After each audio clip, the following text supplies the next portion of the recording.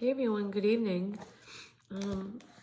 It's been a bit, so it's time. It's important that I try to share this journey. I'm hoping that sharing the things that I go through and my thoughts. Hopefully I reach out and touch someone. I was at a support meeting tonight on Zoom, and we're reading out of a book, and in a part of this chapter struck me. It struck a nerve. It struck me right to the core.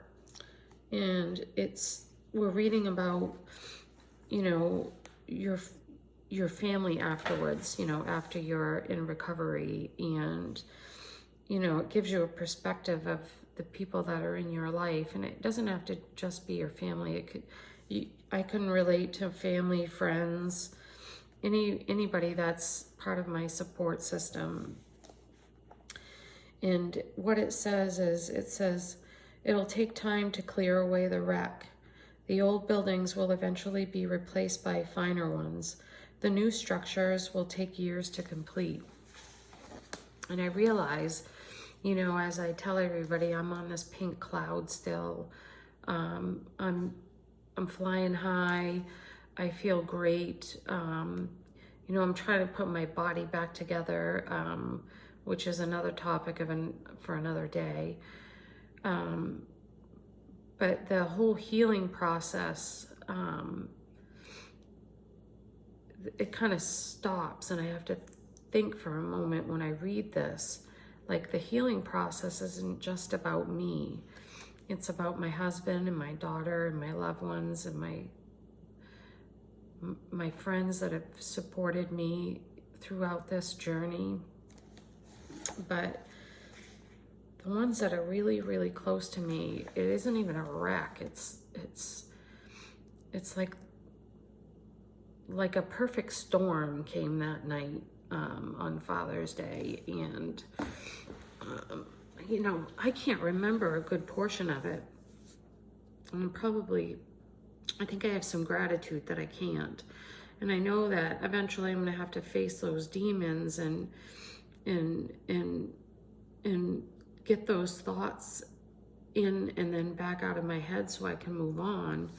But it's all the stuff that's behind that. It's 2 decades of alcohol abuse. It is the past, I don't know, maybe 5 to 7 years that it was atrocious, and the stupid shit that I did is incredible now that I'm clear-minded and I can look back, and some of it I can joke about and it's funny because there is really healing and humor.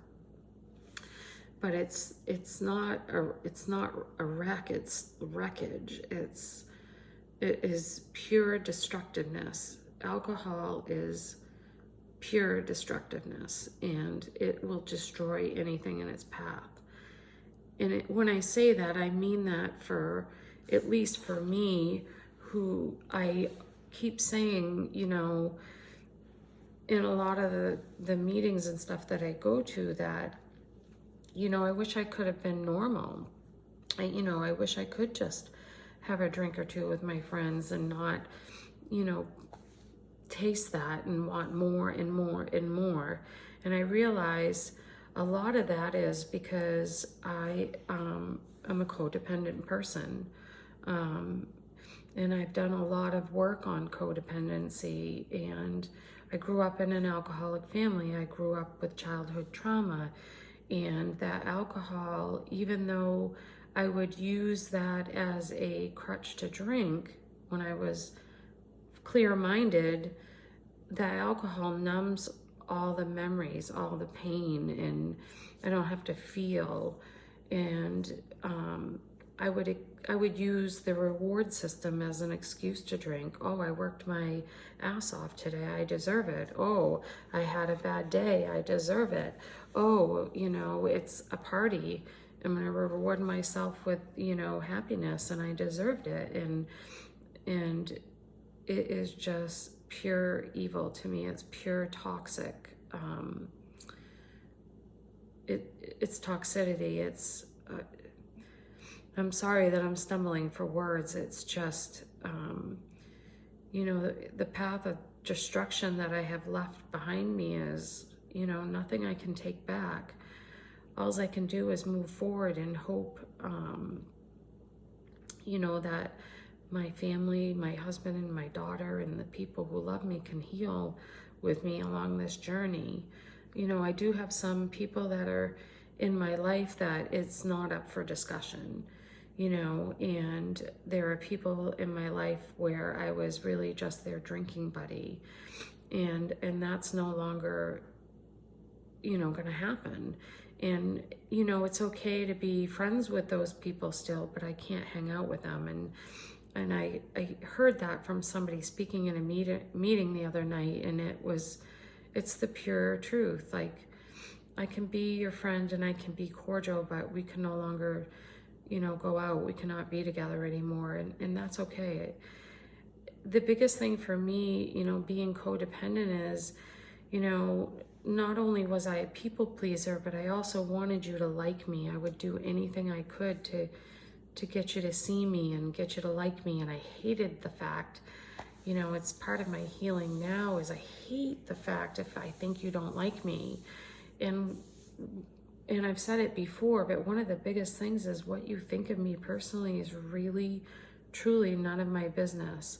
And those who will love me, I know who they are. And those who support me, I know who those people are. There's a lot of people on the sidelines that are cheering for me.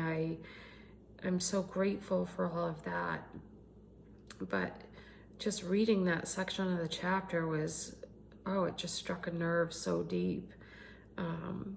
And it just takes me back. It's not setting me back a step. It just puts me back in my seat and makes me want to put my seatbelt buckle on and say, okay, now you got to take this ride, and you're going to have to face the things that you've done in the past. And it sucks. It sucks. I don't want to. And anybody that's, you know, recovering from alcohol, I know is the same way. But sometimes you have to open that wound and let some light in to heal. Because suppressing it is not healthy. It's not healthy for me. And again, like I've said on my prior videos, I'm not a doctor, I'm not a therapist. This is strictly my journey and my thoughts and my opinion. But it's a lot to realize that, you know, the pain and the suffering that I've caused people, the worry, you know, the stress, you know, is she driving and had too much to drink? You know, is she going to make it home alive? Am I going to hurt somebody else? You know, am I going to drink too much and not wake up? Am I going to drink too much and, you know, have a massive, angry fit, you know, throw things, break things? Am I going to hurt somebody? Am I going to cut myself? You know, it's this, looking back at all this stupid crap I've done and the mouthy, terrible mouth on me that is not me, is not me at all. So yeah, this part of the journey is very humbling, and I have to let people heal in their own ways. And I do realize that, you know, there are some people that I can talk about it with and heal with, and there are just some people that it's okay if I don't, and it's okay if they don't want to, and it's okay if they don't support me, because I have enough, and I should be thankful that I have enough. There are so many people that I've met along this way that don't have anybody.